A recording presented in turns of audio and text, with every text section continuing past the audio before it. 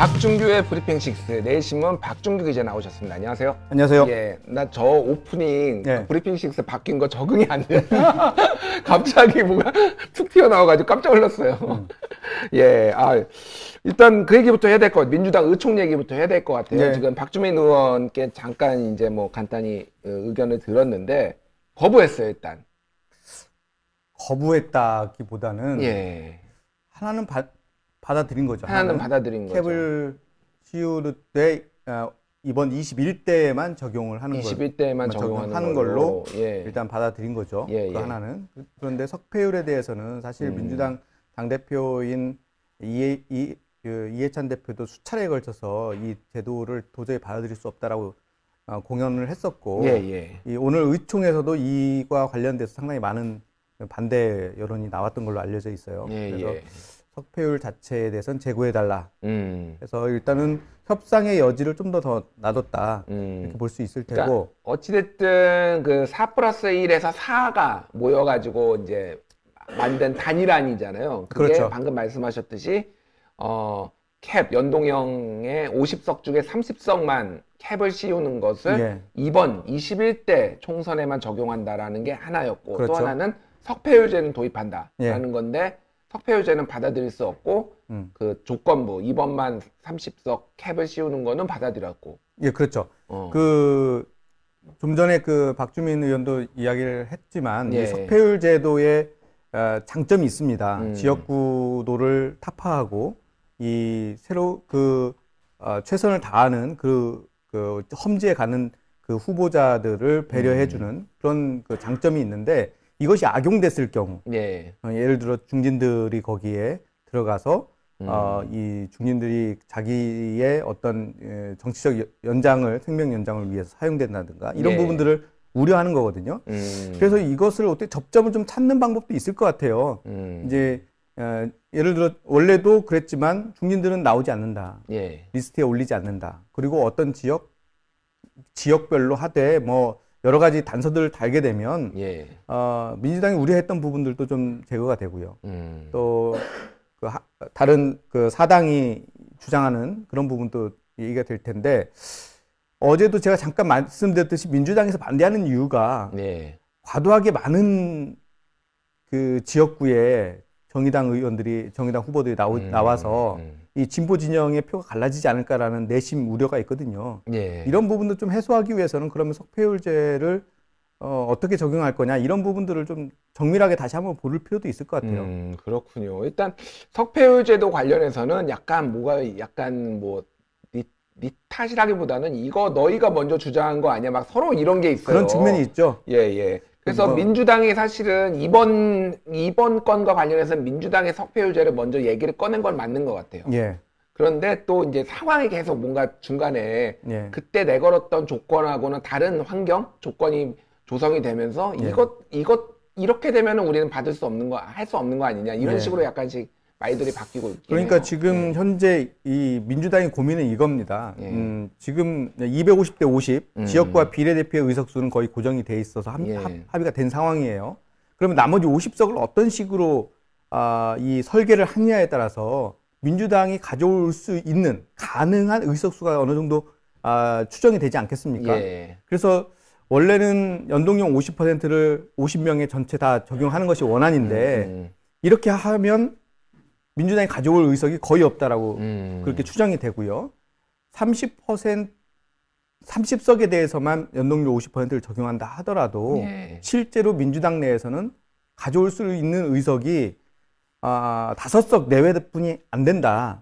이런 논리예요. 그런데 거기에다가 석패율까지 넣었기 때문에 이게 그 신인이나 청년이나 뭐 여성들에게 줘서 그들이 정치력을 발휘할 수 있도록 도와주는 그 비례대표제의 목적을 달성할 수 없다는 거죠.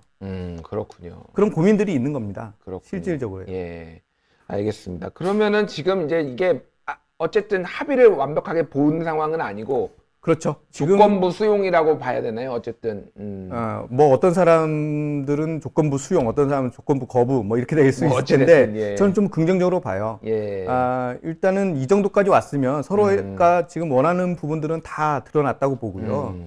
여기에서 결판을 내지 못하면 지금 이번에 의총에서도 아예 밀어버리자 1월 이후로 예. 또는 다음 총선 이후로 미루자 4월 이후로 이게 민생보다 더 중요하냐 뭐 이런 얘기들도 오늘 많이 나왔어요. 그렇군요. 그렇다면 2주 안에 이번 주 안에 당대표 4명이 5명이 모여서 예. 결판을 내는 거죠. 결판을 이건 어찌 되었건 정치적 결단으로 할 수밖에 없는 상황이 됐어요. 자, 민주당이 그래서 석패율제 대신에 사전 등록 이중 등록제를 제시를 했는데 그거에 대해서로 그러면 석패율제 대신에 그걸로 뭔가를 협상을 볼 가능성은 없나요?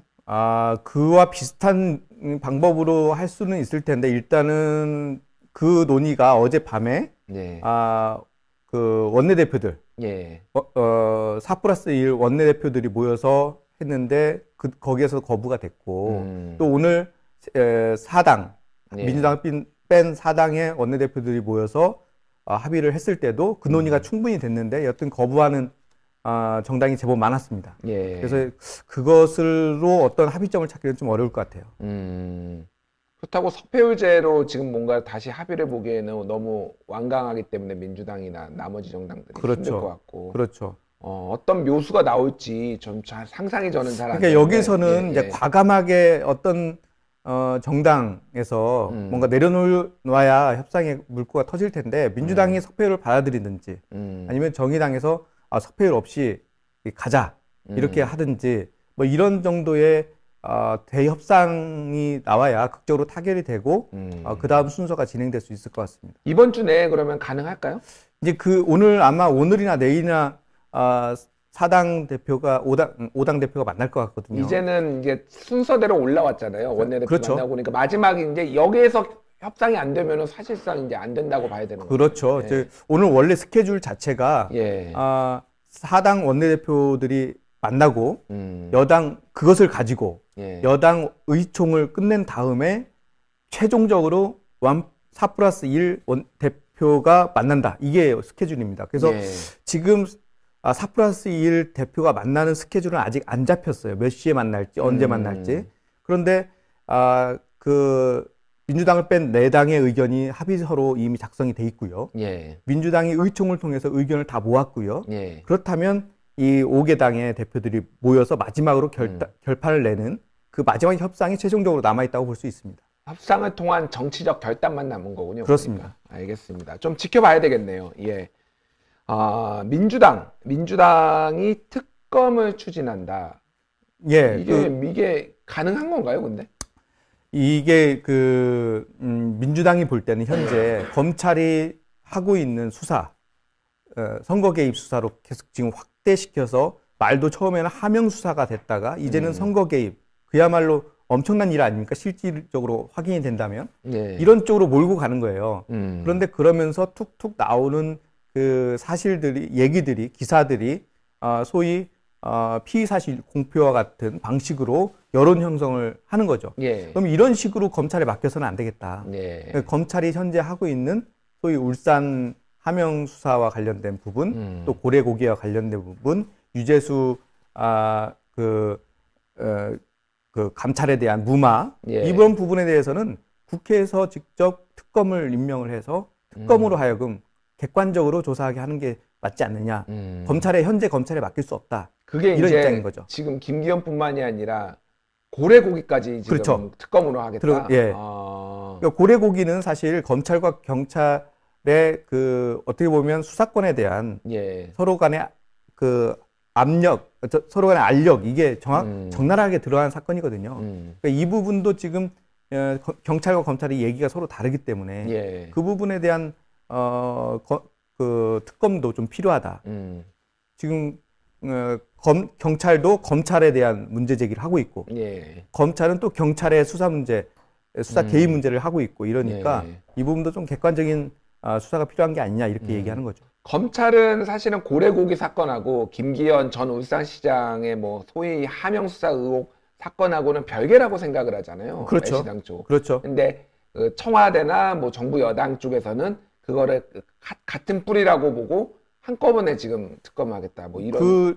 그게 이제 어떻게 보면 처음에 그 감찰관이 내려가서 조사하고 했던 것은 민주당이 여당과 청와대는 그건 고래고기 사건 때문에 간 것이고 그것은 단순하게 그 문제지 울산 사건하고는 전혀 상관이 없다 이렇게 얘기하는데 그걸 엮어버린 것이 오히려 검찰이거든요. 그러니까 이 부분에 대해서 명확하게 한번 확인해보자. 경찰이 지금 하는 부분들 중에서 특히 언론에 보도되는 부분이 사실과 다르다고 지금 청와대는 생각하고 있거든요.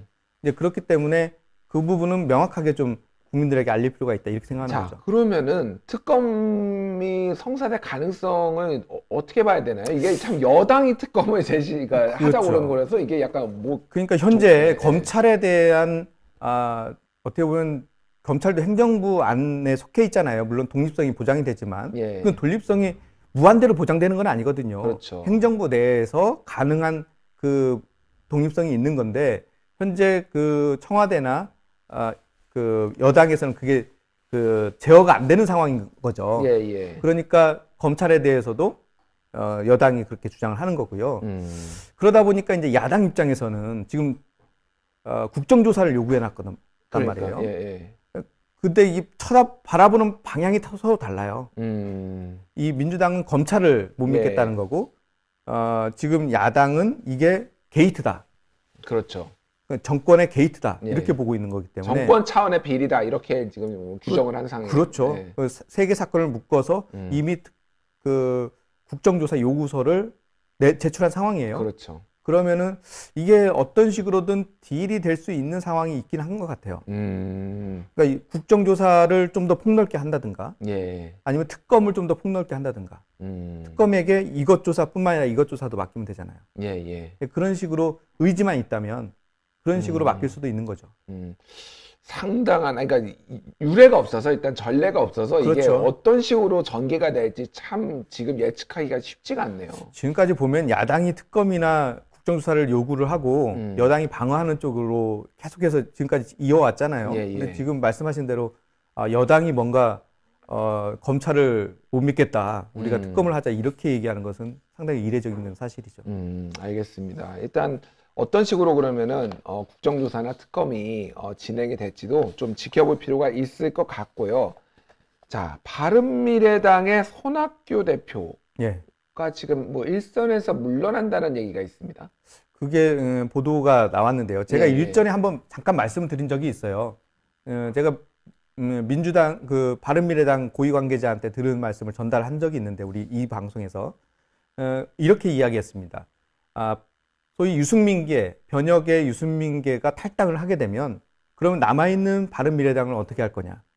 그 전략은 손 대표가 후선으로 물러나고 이 당을 새롭게 만든 다음에 제3지대로 그 새로운 사람들을 끌어들이겠다. 이런 전략이 있거든요. 거기에 새로운 사람이 이제 깃발을 꽂아야 될 텐데 누구냐 할 때 안철수를 고민하고 있다는 말씀을 제가 드렸는데 당시만 해도 제가 안철수는 지금 들어오면 바른미래당에 좀 들러리가 될 가능성이 높다. 이렇게 했는데 현재도 마찬가지입니다. 왜냐하면 손 대표가 이 얘기를 누구한테 했냐면 바른미래당에 있는 안철수계 비례대표 3명 여성 의원들에게 얘기를 했어요. 만약에 이게 진정성이 있다면 안 대표에게 전화를 했을 것 같아요. 또는 안 대표의 측근들이 이미 알려져 있는 사람들이 있거든요. 그 사람들을 통해서 안 대표하고 협상을 했을 것 같아요. 그렇지 않고 이 비례대표 3명을 앞에다 놓고 그 얘기를 했다는 것은 이게 그렇게 무게감이 있어 보이진 않아요. 그러니까 현실성이 높지 않다? 아니면은 현실성이 있더라도 정권을 주지는 않을 거다. 정권을 주지는 않을 또는 거다. 완전히 물러나지는 않을 거다. 그러니까 지금 어쨌든 위기라면 위기예요. 바른미래당도. 왜냐하면 상당히 많은, 게다가 그 나간 의원들이 굉장히 일종의 얼굴마담 역할을 많이 했던 유명한 의원들이에요. 바른미래당 하면 떠오르는 사람이 지금 뭐 하태경, 유승민 뭐 이런 쪽 의원들이었잖아요. 근데 다 나가고 지금 내세울 사람이 아무도 없는데 안철수 의원이라도 내세워야 되겠다라는 거고, 어저께 알릴레오, 유시민의 알릴레오에서 안철수 의원에게 기회가 될 수도 있다. 연동형 비례대표제가 오면은 일정 부분 어쩌면 지지를 받는 사람이기 때문에 또 이런 얘기도 했단 말이에요. 저는 약간 나이브한 생각이라고 봅니다, 그게. 왜냐면, 근데 저도 나이브하다고 봤던 게, 워낙 그 부정적인 게 너무 많아요. 그러니까 네. 그렇긴 합니다. 어쨌든. 예. 예. 그러니까 물론 이제 연동형 비례대표제를 하게 되면 많은 다수의 당이 생길 수 있어요. 예. 5%만 넘어서면 한 석을 무조건 얻을 수 있거든요. 아니 3%만 넘어서면. 예. 근데 이 3%라는 벽이 엄청나게 높습니다. 그러니까요. 보통 웬만해서는 넘기가 어려운 그 문턱인데 과연 안 대표가 와서 그걸 할 수 있느냐 이게 첫 번째고, 두 번째는 왜 안 대표를 불렀을까? 를 생각해 보면 인물이 없어요. 저는 바른미래당이 얼마나 많이 그 인물을 찾아 나서는지를 잘 알고 있습니다. 수없이 많은 사람들을 다 검증을 해봤는데 여기에 맞는 사람이 없는 거예요. 그러니까 예. 결국에는 안 대표를 다시 생각을 하게 된 거죠. 그런 측면에서 보면 안 대표가 필요해서 오라는 것이 아니라 다른 사람이 없기 때문에 안 대표를 택한 거다. 그러면 그만큼 절실함이 없다는 얘기일 수도 있고요. 그렇군요. 안 대표 입장에서는 정권을 주지 않으면은 또 굳이 들러리 쓸 이유가 없기 때문에 들어오지 않을 가능성도 있고요. 그래서 제가 오기 전에 이제 안철수계 측근들하고 통화를 해보니까 이렇습니다. 보신들도 처음에는 그 소식을 접하고 좀 술렁술렁한 것 같아요. 예. 야, 드디어 이제 안 대표가 들어올 어떤 이 시기가 온 것 같다. 때가 온 것 같다. 이런 생각이 있었는데 곰곰이 생각해보고 또 그동안 있었던 일들을 생각해보면 왜 이런 시기에 이런 방식으로 이렇게 안 대표에게 어떤 복귀를 요청했을까 생각해보면 자기들의 결론이 그렇다는 겁니다. 진정성이 없다.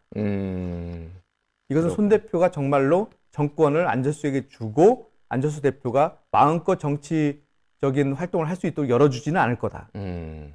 그렇다면 들어올 이유가 있을까? 이렇게 그렇군요. 결론을 일단 냈다고 하더라고요. 그렇군요. 알겠습니다. 좀 지켜보도록 해야 되겠네요, 이것도. 예, 그렇습니다. 예, 알겠습니다. 지금까지 내일신문 박중규 기자였습니다. 감사합니다. 감사합니다.